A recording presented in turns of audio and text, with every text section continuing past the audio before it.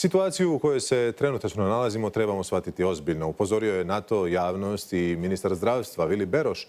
Poručio je još nas 18 dana dijeli od talijanskog scenarija i u izračunu objasnio što to znači eksponencijalni rast.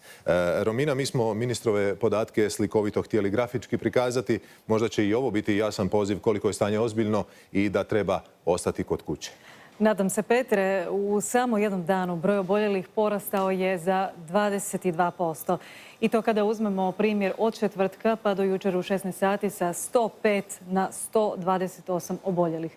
Za tjedan dana, dakle sljedeći petak, 27. ožujka, ako ovako nastavimo, imat ćemo 515 oboljelih.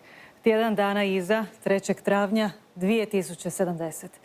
8. travnja dolazimo do brojke od čak 5600 oboljelih. Od njih 5600, 85% pacijenata bit će s blažim oblicima bolesti. Njih 15% možda će trebati respiratore. Imamo 800 respiratora. To bi značilo da od 840 ljudi koji budu trebali respirator, njih 40 ga neće moći dobiti. To nas čeka za 18 dana.